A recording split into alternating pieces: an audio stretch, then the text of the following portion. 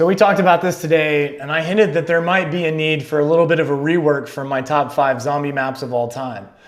And the reason for that is, when I made my top 5 list, I hadn't replayed some of these maps in a really long time.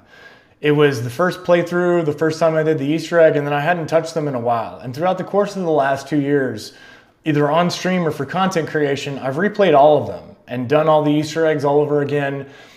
And frankly, I think it was surprising what the second or third or fourth time playing through really did for my overall perception of that. So here's my overall ranking of zombie maps 1 through 5 from last time.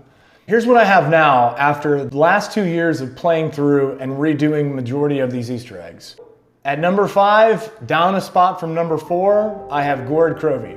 Fantastic map. The map aesthetic is really great. I feel like it's a little bit more on the convoluted side as far as the Easter egg goes. Still a great experience. I feel like the story itself was fantastic. The boss fight is one of the best ones in the series.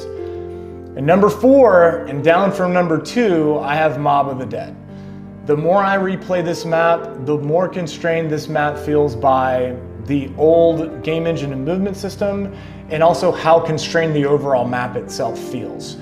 I think the storytelling is fantastic. I think the fact that they dropped all of these well-known mobster actors into their own standalone story in Call of Duty Zombies is fantastic. It's due for a remake on a new game engine and movement system. Still fantastic, still top 5, not number 2 anymore. And number 3, the biggest drop from 1 to 3, I have Origins. And when I first started talking about this on social media, somebody said to me, the mud really shapes the map. There's no way to get quickly around the map, and I understand that that's there for a reason, but I feel like it really drives the overall gameplay of the map itself.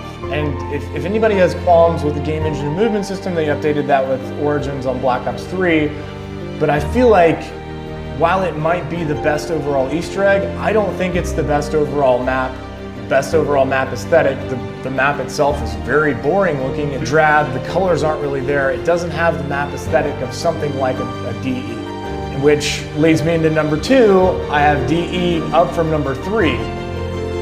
And honestly, as far as the map fitting together, the story fitting together, the overall gameplay, the movement system, and the Easter egg, this is really great, and honestly feel like there's a case to be made for it being number 1.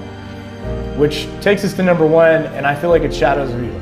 In terms of the gameplay, game engine, movement system, Easter egg, map aesthetic, it's a beautiful map. The map layout itself, to have it divided into so many different sections.